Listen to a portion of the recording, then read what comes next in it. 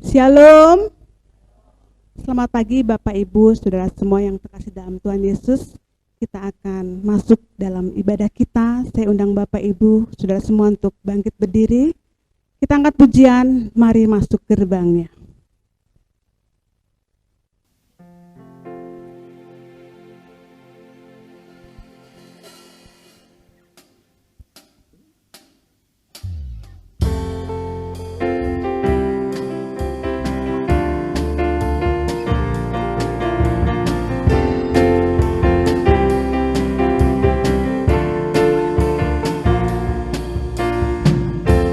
Gerbangnya dengan hati bersyukur, halamannya dengan pujian, penuhi baitnya dengan nyanyian syukur, hadiratnya bersukacita.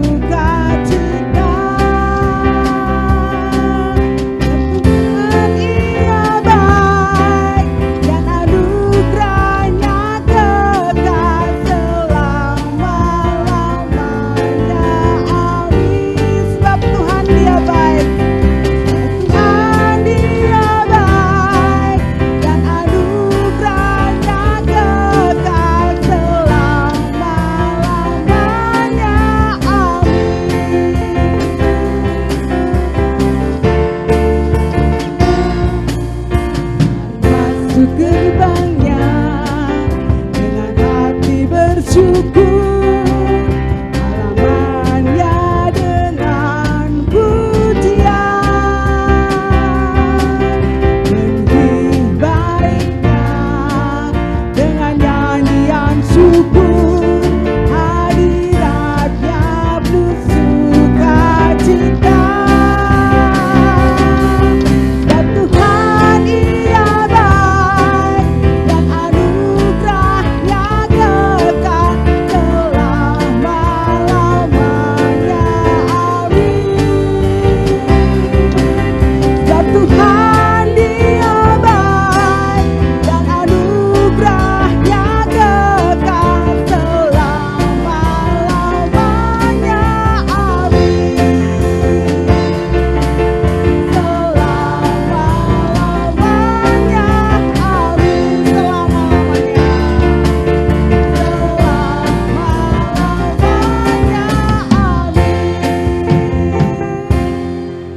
Berdoa. Segala puji syukur kami naikkan kepada Engkau, Allah yang begitu mengasihi kami, Allah yang maha baik, Allah yang murah hati, Allah yang penuh anugerah. Kami mengucap syukur Tuhan, kalau kami boleh ada di tempat ini, itu semua berkat anugerah yang daripada Engkau saja Tuhan. Tuhan Yesus yang baik, kalau sebentar kami akan mulai ibadah ini Tuhan, biarlah Engkau urapi kami semua Tuhan dengan kuasa daripada Roh Kudus-Mu Tuhan, untuk kami boleh layak untuk menghadap hadirat-Mu yang kudus Tuhan. Berkati Tuhan setiap anak-anak-Mu yang Engkau percayakan untuk melayani pada hari ini Tuhan, kami musrahkan dalam pimpinan Engkau saja Tuhan. Berkati Tuhan ibadah ini dari awal, pertengahan hingga pada akhirnya. Hanya dalam nama Yesus kami berdoa dan mengucap syukur. Haleluya. Amin. Masih tetap berdiri, kita angkat pujian, tiada berkesudahan kasih setia-Mu Tuhan.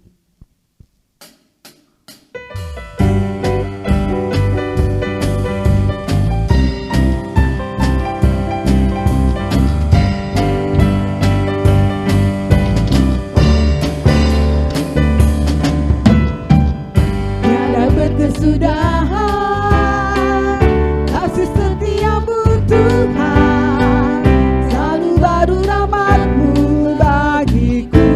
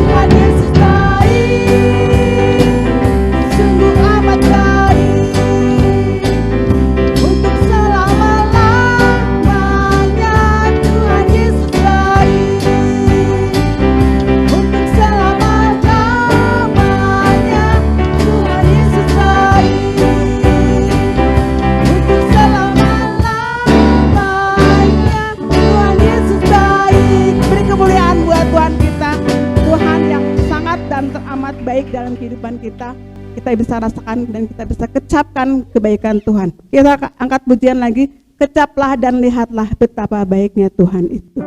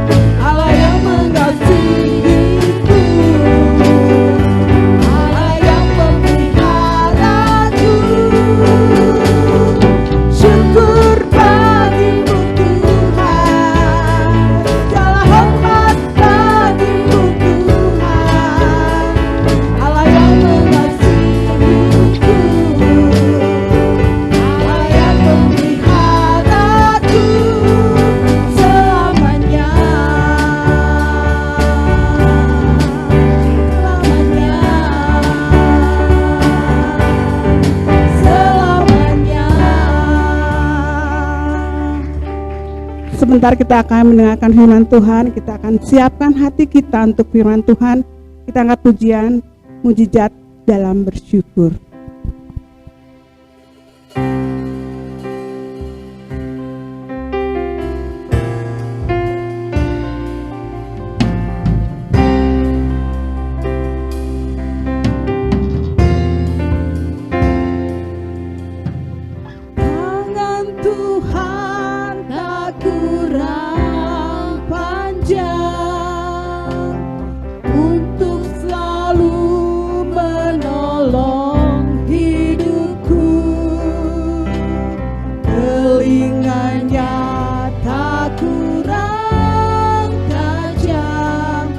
Untuk mendengar seruan hatiku,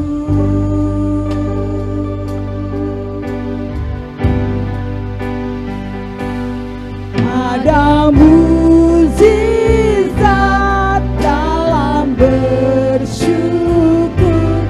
Engkau tempat perlindunganku, Tuhan. Imanku tetap teguh dalam-Mu. Ku menang bersama.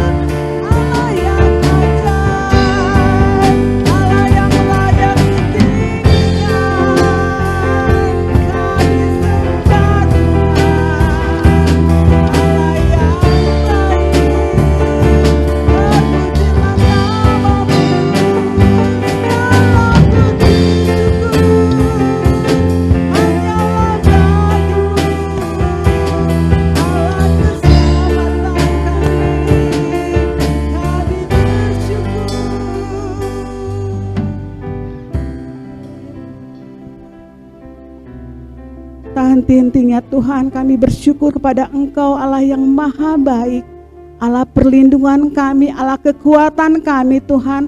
Kami mengucap syukur punya Allah seperti Engkau Tuhan. Terima kasih atas semua berkat yang boleh kami nikmati Tuhan, baik itu berkat jasmani terlebih juga berkat buat rohani kami Tuhan. Tuhan Yesus yang baik, kalau sebentar kami akan merenungkan sebagian daripada firman-Mu. Biarlah Engkau urapi Tuhan, Ibu Pendeta Lina Tuhan, biarlah Engkau pakai dengan luar biasa Tuhan, untuk menjadi saluran berkat-Mu Tuhan. Biarlah setiap apa yang dikatakan nanti Tuhan, itu semua berasal daripada Engkau saja Tuhan. Kami serahkan Tuhan, jalannya firman Tuhan ini hanya dalam tangan pengasihan-Mu saja.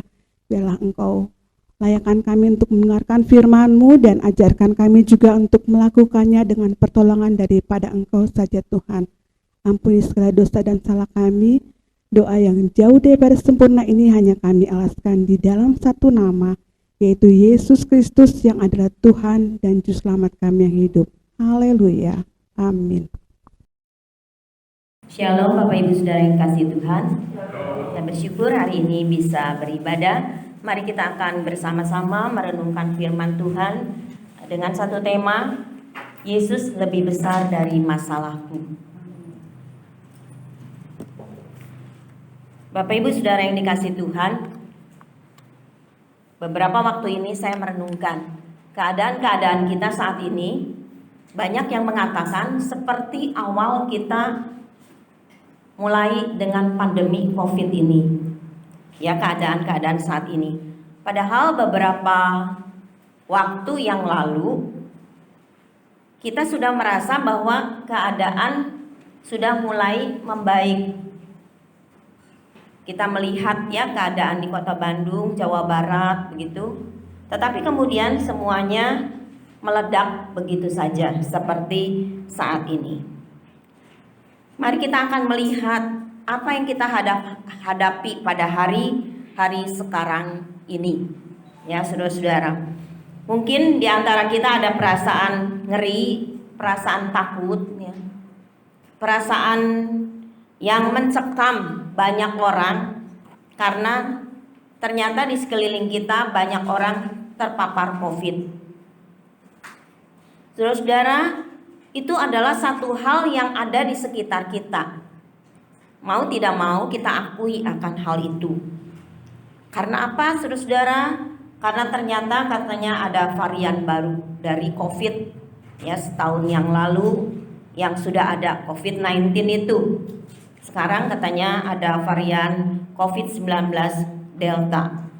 Kemudian berita-berita di medsos seringkali membuat kita juga semakin gentar. Jujur ya Bapak Ibu Saudara, kalau saudara membaca berita-berita itu, ada banyak hal yang membuat kita gentar melihat semuanya itu.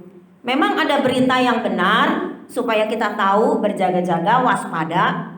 Tetapi juga banyak ternyata berita yang hoax juga. Jadi semuanya bercampur menjadi satu. Orang-orang pada saat-saat ini merasa cemas, merasa gelisah. Seperti itulah. Kemudian kita masih harus tetap nih melaksanakan kegiatan, aktivitas kita sehari-hari. Selain kita melihat keadaan COVID ya yang ada, pandemi yang terus ada begitu.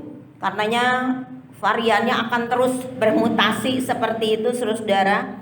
Kemudian kita juga akan melihat aktivitas kita sehari-hari, ya, pekerjaan kita, usaha kita, rumah tangga kita yang harus kita terus jalani setiap hari. Kemudian anak-anak muda mungkin mempunyai rencana-rencana ke depan, masa depan, bagaimana saya nih ya akan membina rumah tangga. Yang sudah berumah tangga juga memikirkan keadaan-keadaan ke depan seperti apa, yang dalam pendidikan dan lain sebagainya.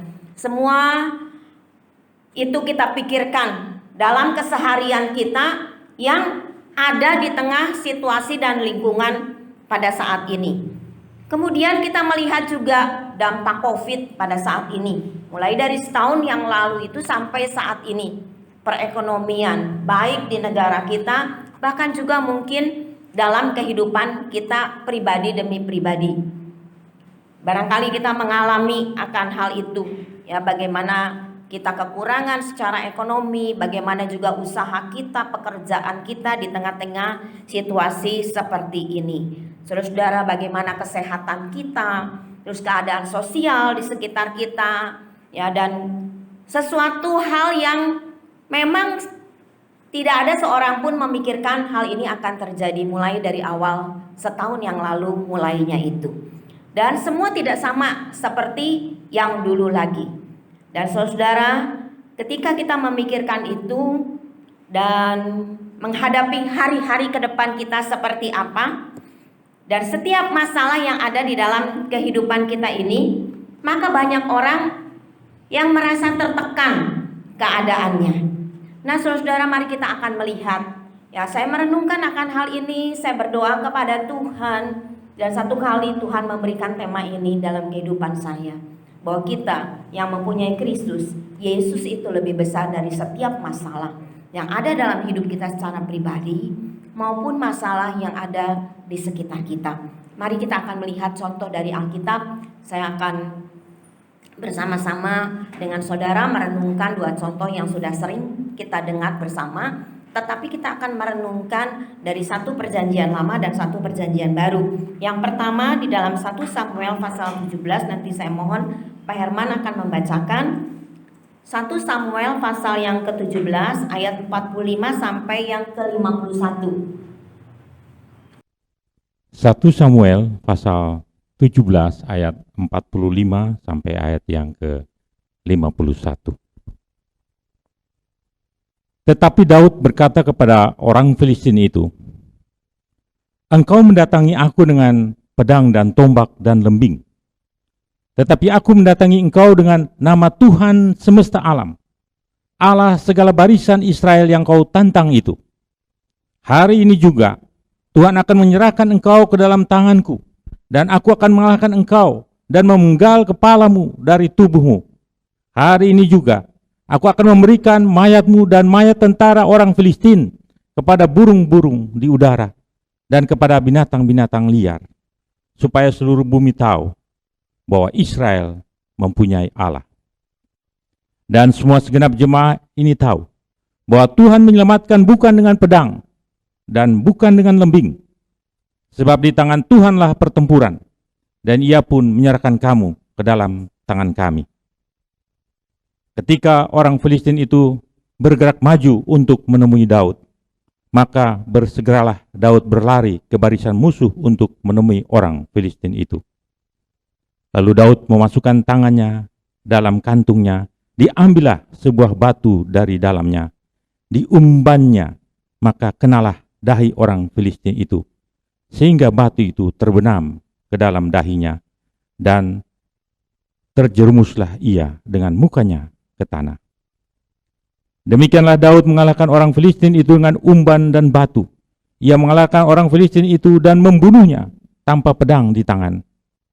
Daud berlari mendapatkan orang Filistin itu, lalu berdiri di sebelahnya. Diambilnya pedangnya, dihulusnya dari sarungnya, lalu menghabisi dia. Dipancunglah kepalanya dengan pedang itu. Ketika orang-orang Filistin melihat bahwa pahlawan mereka telah mati, maka larilah mereka. Ya, Bapak Ibu Saudara, ini satu kisah yang sering kali kita dengar, yang sering kali kita sudah hafal, dan barangkali sering kita juga merenungkannya bersama-sama. Tetapi ketika saya mengulang lagi membaca kisah ini adalah satu peristiwa yang sebenarnya kalau kita melihat tidak seimbang antara Daud dan Goliat. Daud itu bukan prajurit, Bapak Ibu Saudara. Dia gembala domba. Dombanya juga cuma sedikit, dikatakan firman Tuhan 2-3 ekor katanya, tapi dengan setia.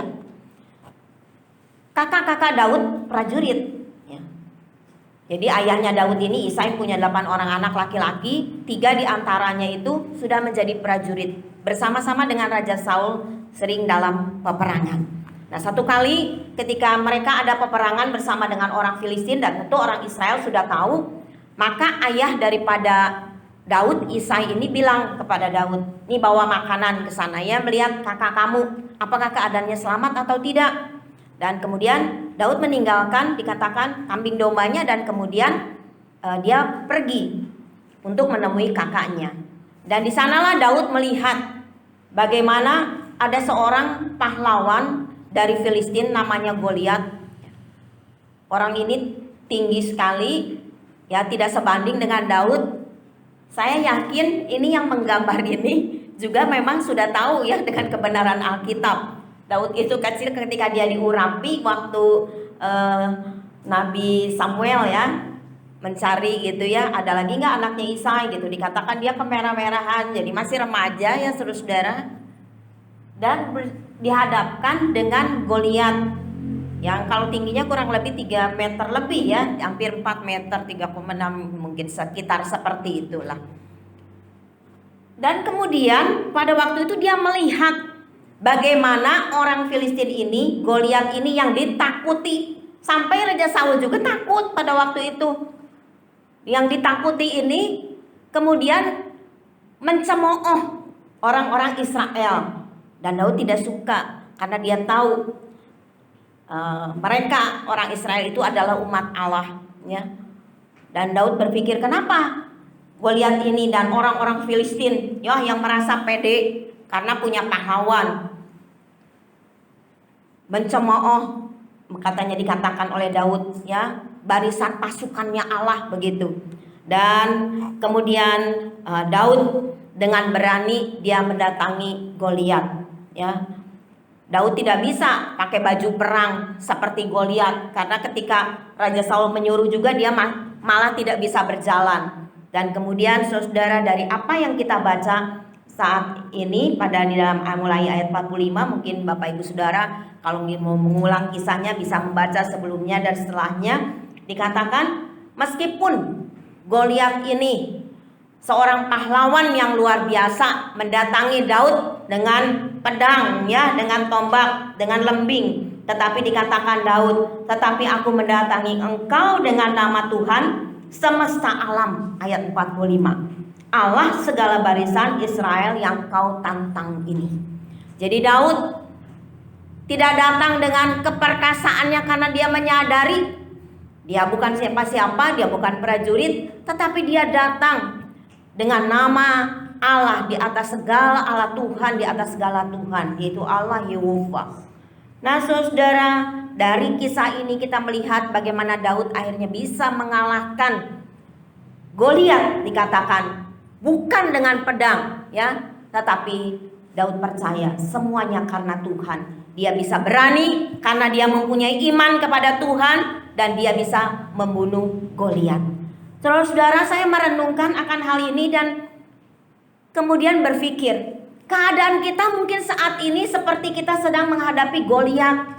Ya, keadaan pandemi di sekitar kita, keadaan hal-hal yang kita hadapi dan lakukan saat ini, pekerjaan kita, usaha kita, dan segala kepikiran-kepikiran kita yang terjadi pada hari-hari ini. Tadi di awal saya katakan masalah-masalah yang seringkali menekan di dalam keadaan kita di semua bidang kehidupan pada saat ini. Dan saudara, itu barangkali seperti Goliat ya, seperti satu tekanan yang begitu kuat menekan kita. Tapi hari ini firman Tuhan mengingatkan kita yang punya Kristus di dalam hidup ini, yang percaya kepada Dia, Bapak Ibu Saudara, Yesus ada di dalam hidup kita, dan Yesus yang ada dalam hidup kita itu lebih besar dari segala masalah kita. Saudara, ketika saya merenungkan akan hal itu, saya bilang, Tuhan, yes, saya percaya dengan sungguh bahwa Engkau adalah Allah yang luar biasa di dalam kehidupan ini. Kalau dulu Daud dia berani karena dia mempunyai iman, dia berani bukan akan asal sekadar dia berani, tetapi karena dia mempunyai iman, dia percaya kepada Allah. Dan hari ini juga Bapak Ibu Saudara, kita yang hadir saat ini maupun yang ada di rumah, yang tidak bisa beribadah secara onsite, tetapi mereka beribadah secara online, biarlah kita tahu kita mempunyai Allah yang luar biasa. Allah di dalam Yesus Kristus yang ada dalam hidup kita, yang memberikan rohnya, yang selalu menyertai di dalam kehidupan kita. Itulah yang akan menolong Bapak Ibu Saudara dan saya di dalam menghadapi perjalanan kehidupan ini. Siapa yang tidak takut pada hari-hari ini? Semua merasakan takut. Apakah pendeta tidak takut? Sama Bapak Ibu Saudara.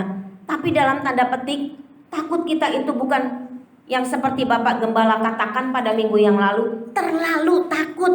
Ya, sampai kita bingung, mau bekerja bingung, mau berusaha bingung, mau mengerjakan pekerjaan rumah tangga, mau melayani bingung dan lain sebagainya.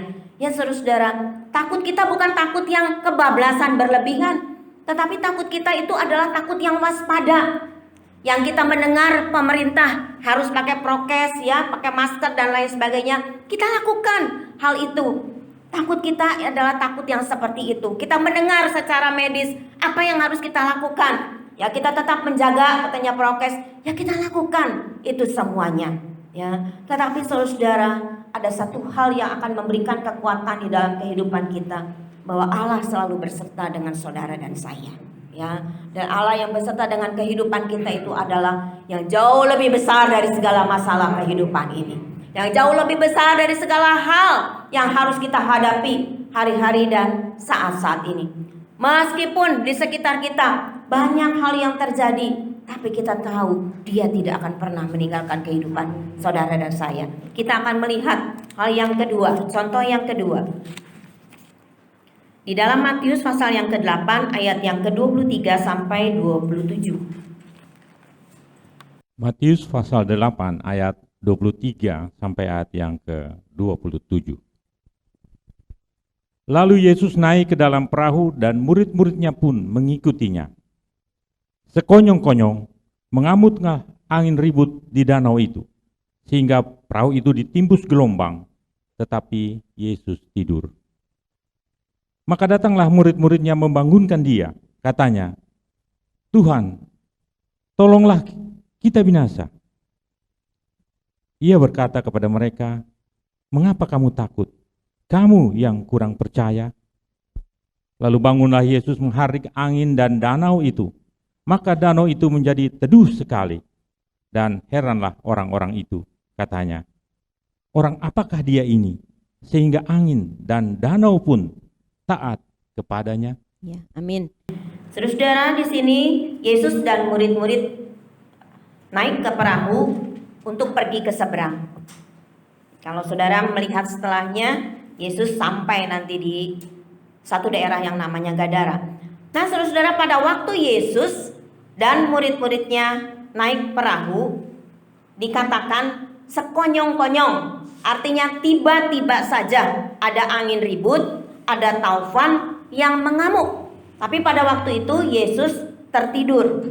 Dan kemudian ketika murid-murid sudah tidak berdaya, kalau saudara melihat yang di sebelah kiri itu, gambar itu adalah ketidakberdayaan karena waktu itu perahu itu katanya ditimbus gelombang. Karena ada badai pada waktu itu. Dan ketika murid-murid tidak berdaya, murid-murid kemudian minta tolong kepada Tuhan Yesus.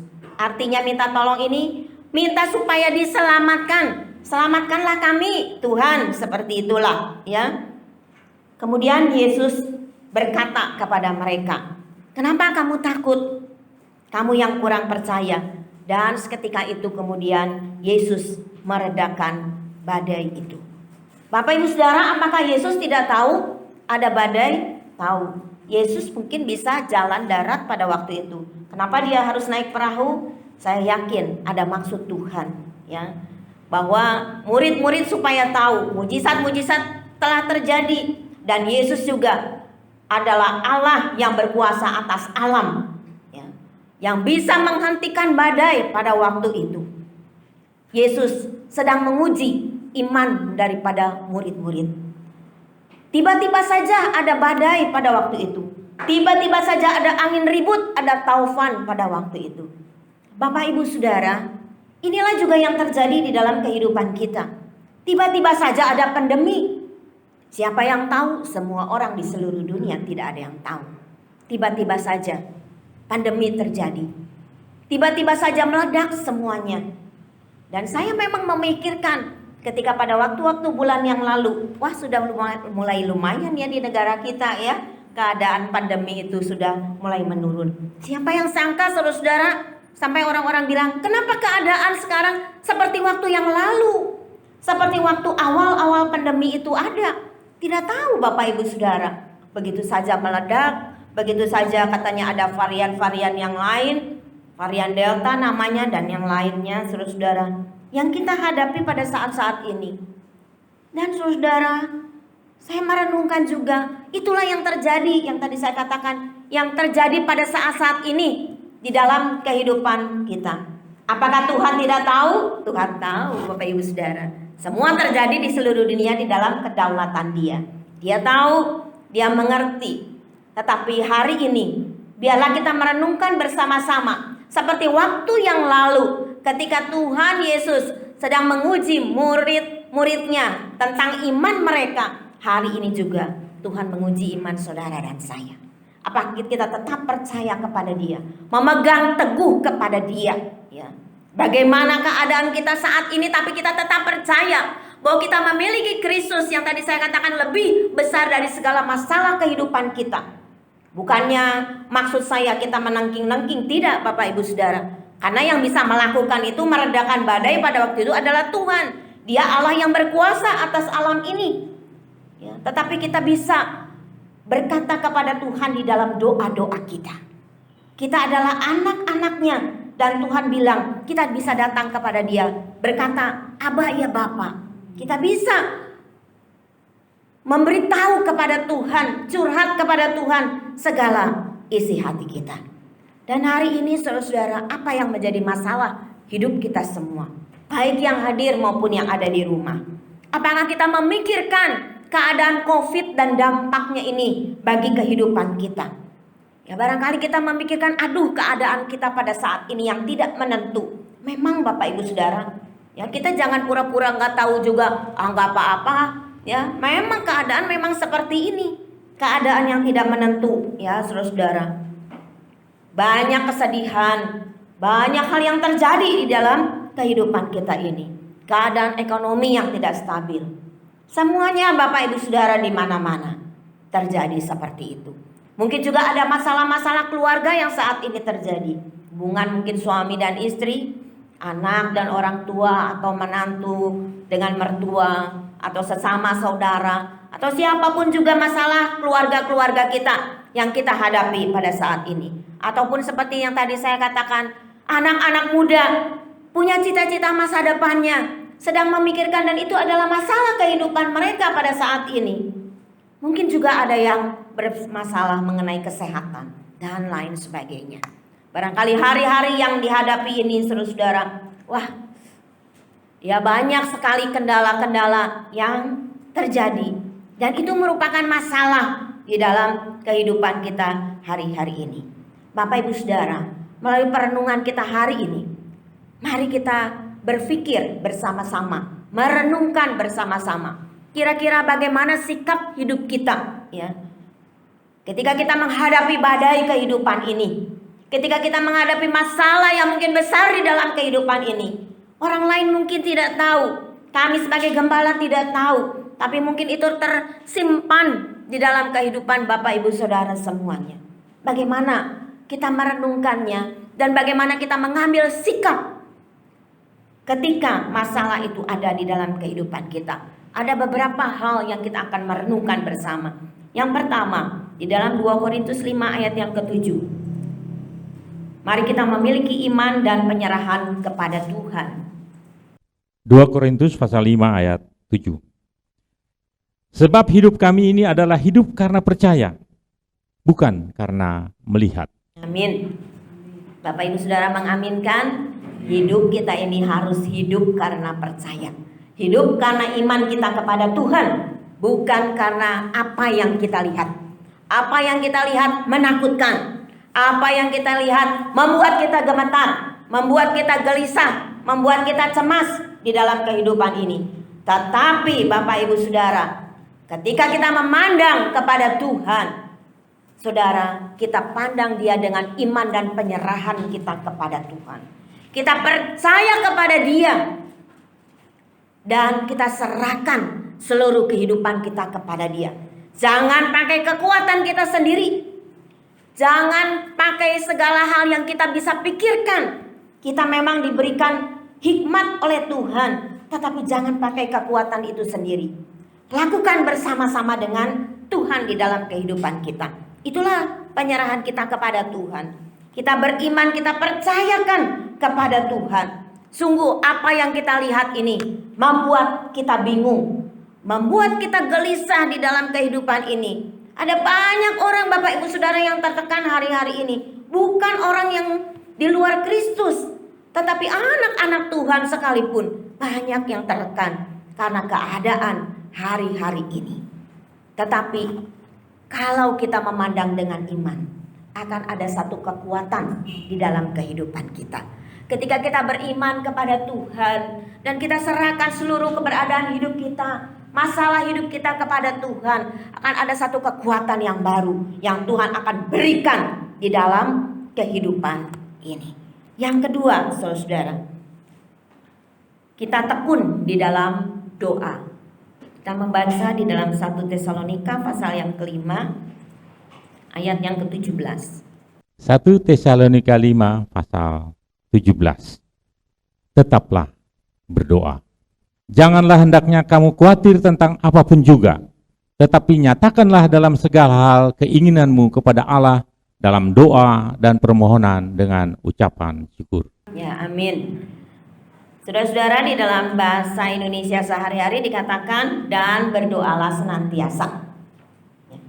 Jadi tetaplah berdoa itu artinya berdoa terus-menerus. Berdoalah senantiasa artinya kan terus-menerus. Tidak berhenti-henti. Ya, itulah ketekunan itu artinya seperti itu. Dan di dalam bahasa yang lain dikatakan tetaplah berdoa dengan tidak berhenti. Saudara, inilah yang firman Tuhan katakan. Tetaplah berdoa dengan tidak berhenti, senantiasa. Jadi kalau kita dalam keadaan takut, dalam keadaan bingung, tidak ada seorang pun yang bisa menolong kita semuanya karena memang manusia semua terbatas. Bapak Ibu Saudara disarankan oleh firman Tuhan berdoa, datang kepada Dia. Jangan sekali dua kali, terus menerus kita bawa semua yang menjadi masalah hidup kita kepada Tuhan di dalam doa. Firman Tuhan katakan minta kepada Dia di dalam doa kita. Ya. Sampaikan semua kekhawatiran kita di dalam Filipi 4 tadi dikatakan. Kalau kita khawatir, nyatakan keinginan kita kepada Allah di dalam doa dan permohonan dengan ucapan syukur. Jadi saudara-saudara, Tuhan tahu bahwa manusia bisa khawatir, bisa takut. Tetapi hari ini Tuhan bilang, sampaikan semuanya, jangan kamu khawatir terus dengan keadaan itu. Itu bisa menekan kita, membuat imun tubuh kita turun, kata Bapak Gembala pada minggu yang lalu ya. Kalau kita terlalu yang ketakutan, itu malah membuat imun kita turun. Tetapi kalau kita pada satu saat kita khawatir, kita katakan kepada Tuhan. Kita serahkan khawatir kita, di dalam 1 Petrus katakan, serahkan khawatir kita kepada Dia. Dan kita percayakan kepada Dia. Dan kita bawa semuanya di dalam doa kita kepada Dia. Dia sungguh Allah yang lebih besar dari segala masalah kehidupan kita, yang akan selalu mendengar doa saudara dan saya. Dia tidak akan pernah tidak mendengar doa saudara dan saya. Dia pasti mendengar doa kita. Dan Dia akan kabulkan seturut dengan kehendaknya dan sesuai dengan kehendak Dia. Karena kita tahu kehendak Dia itu adalah yang terbaik di dalam kehidupan kita. Hari ini saudara-saudara, sekali lagi, kalau saudara termasuk saya punya kekhawatiran, firman Tuhan bilang, pulang dari tempat ini jangan khawatir. Serahkan semuanya kepada Tuhan. Segala keinginan kita, segala ketakutan kita, segala kebimbangan hidup kita, serahkan kepada Tuhan. Kita bawa di dalam doa kita. Baik secara pribadi ataupun ketika kita ada di dalam ibadah seperti ini, kita bisa doa bersama-sama. Yang ketiga, saudara-saudara, berlindung kepada Tuhan di dalam Mazmur 118 ayat yang ke-8. Mazmur 118 ayat 8. Lebih baik berlindung pada Tuhan daripada percaya kepada manusia. Amin. Saudara, tadi saya katakan manusia itu terbatas. Ya, kita punya kemampuan ini terbatas. Jadi firman Tuhan katakan berlindung kepada Dia. Kepada siapa kita bisa berlindung kepada Dia? Kenapa kita bisa berlindung kepada Dia? Tadi yang saya katakan, Dia lebih besar dari segala masalah kehidupan kita. Sehingga kepada Dialah gunung batu kita. Pemazmur katakan, kita bisa berlindung, kita bisa berharap. Ketika kita berlindung kepada Dia, ada satu pengharapan di dalam kehidupan kita. Bahwa Dia yang menciptakan semesta alam ini, Dia yang berkuasa atas alam ini, Dia yang berkuasa atas dunia ini, Dia yang berkuasa atas kehidupan kita. Dia yang sudah datang, mati di kayu salib, rela melakukan itu semua karena kasih-Nya kepada kita. Bahkan ketika Dia bangkit dan kemudian Dia naik ke dalam surga, Dia tidak meninggalkan kita sendiri. Dia memberikan Roh Kudus-Nya ada di dalam kehidupan kita. Kepadanya lah kita bisa berlindung. Bapak Ibu Saudara, kalau kita dalam keadaan apapun juga yang kita hadapi saat ini, datanglah kepada Dia. Berbicaralah kepada Roh Kudus. Sampaikan segala-galanya kepada Dia. Mari kita jangan berlindung mengharapkan kepada manusia yang memang semuanya serba terbatas, apalagi saat ini. Saudara bisa berlindung kepada apa? Kepada harta kekayaan? Satu kali seorang jemaat mengatakan, punya uang, tapi ketika kena COVID, datang ke rumah sakit, semua rumah sakit penuh. Uang tidak berguna lagi, Bapak Ibu Saudara. Kekuasaan sama semuanya, Bapak Ibu Saudara. Kepada siapa kita berlindung? Kepada Dialah kita berlindung.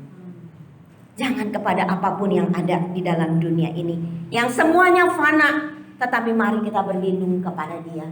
Firman Tuhan hari ini katakan, lebih baik berlindung kepada Tuhan daripada percaya kepada manusia. Bukan berarti kita mencurigai sesama kita, tetapi maksud daripada Tuhan adalah kita sungguh percayakan hidup kita kepada Dia. Biarlah kita mohon perlindungannya kepada Dia. Tuhan yang akan menyertai. Setiap kali kami berdoa bersama, ya saudara-saudara, kami mendoakan semua jemaat Hermon Sinai Philadelphia, baik yang sakit maupun yang tidak, semua kami doakan. Kami juga berdoa buat saudara-saudara seiman ataupun orang-orang yang lain yang kenal dengan kami, kemudian memohon doanya. Kami doakan saudara-saudara, karena kami tahu kami tidak bisa apa-apa, tetapi kami sungguh yakin setiap doa yang kita pohonkan itu Tuhan selalu mendengar. Oleh karena itulah setiap kali di dalam WA seringkali saya katakan di grup juga, mari kita saling mendoakan satu dengan yang lainnya. Karena itulah kekuatan di dalam hidup kita. Mari kita berlindung kepada Dia. Hanya Dialah gunung batu kita. Karena Dialah Allah yang mengasihi hidup saudara dan saya, yang tidak akan pernah meninggalkan kehidupan kita. Kesimpulan pada saat ini dari firman Tuhan,